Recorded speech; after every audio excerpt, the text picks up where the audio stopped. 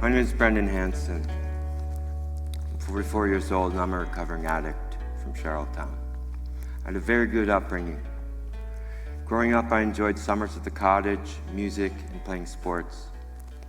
When I was 18 years old, I moved to Halifax to attend St. Mary's University on a partial soccer scholarship. I struggled with living on my own for the first time in a new city. I went from being a big fish in a small pond to an average student athlete, struggling to keep up my grades and struggling to keep up on the soccer field. I was too proud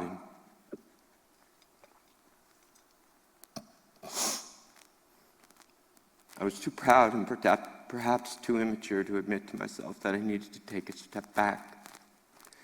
So I continued to try to make things work in Halifax. I saw my soccer team come second at the CIS National Championship one year. Well, I was an alternate on the team. But behind the scenes, my self-worth was dropping. I barely knew how to take care of myself. It was while I was at St. Mary's that I began to struggle with a yet unidentified addiction problem. I struggled with consistency in school. And when it was time for me to graduate, I was not able because I was on academic probation.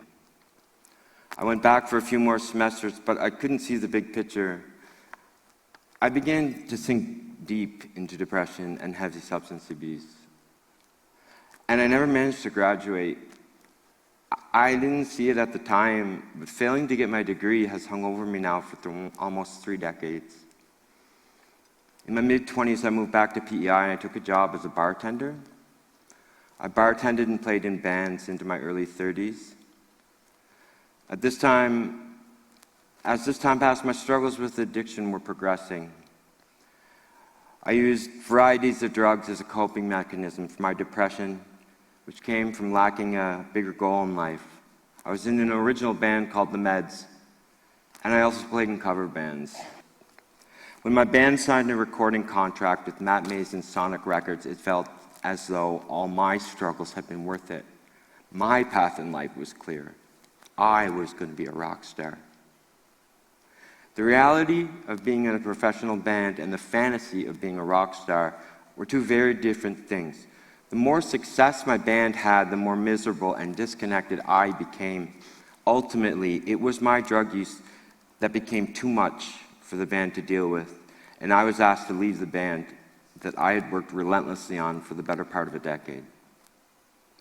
I was crushed. You know? I had no idea what to do with my life, and my self-worth was just at an extreme low. My only other interest at the time was yoga. I pulled all my resources together and spent a lot of money that I didn't have to travel to Brazil to take my first yoga teacher training course. I have 3 now.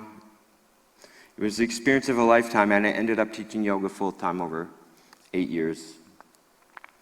Although this was an amazing job, I barely managed to keep myself above the poverty line. I still had a problem with substance use. My depression and lack of fulfillment in life followed me everywhere I went. My substance use became a coping mechanism that I didn't think I could live without.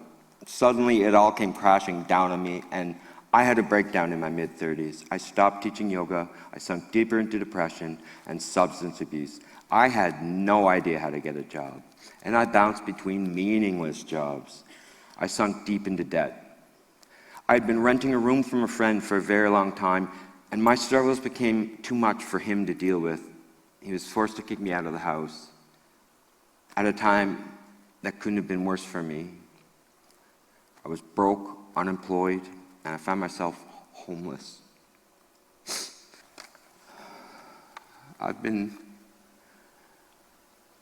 more or less homeless for the better part of 5 years. And on top of all of this was COVID. During COVID, everyone was quarantined, and the only people out on the street were the homeless people. And I lived in a tunnel beneath Riverside Drive, like an old drainage area. There's about 20 of us, and bounced around between homeless shelters all the ones mentioned. I went to countless rehab facilities both on the island and in Nova Scotia, and as far away as British Columbia. This became a pattern. Go to rehab facilities, think I had my head on straight, try unsuccessfully to find work, and relapse into progressively heavier drug use and more desperate homelessness. I wanted badly to be able to clean myself up, find an apartment, work where I could find people like me who would struggle to find their way. After years of trying, I managed to procure an apartment in transitional housing after being sober for 7 months at Lennon House. From there, I took the mental health outpatient program at Hillsborough Hospital for a month. Following that, I was recommended by one of my caseworkers to take the Essential Employability Skills program through the PEI Literacy Alliance and United Way. This is where my life took a drastic turn. In the Essential Employability Skills program, I learned priceless skills in effective communication, collaboration, problem solving, reading, writing, numeracy, adaptability, being mentored in the workplace, digital skills, and preparation for employment. I learned modern approaches to navigating the job search process, resume building a portfolio, and the interviewing process. This was followed by a paid internship where I worked as a caretaker at Emerson Lodge.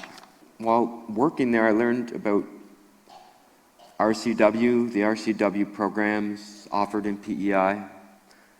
I applied for the Margaret Conley RCW program and have been accepted to the April cohort of their program. That wouldn't have been, yeah. Stop. I wanted to make you cry, not clap. This wouldn't have been possible without the EES program and the United Way. I hadn't thought that going back to school was a possibility to even consider, but through the EES program, I gained confidence to put my best effort forward and believe in myself.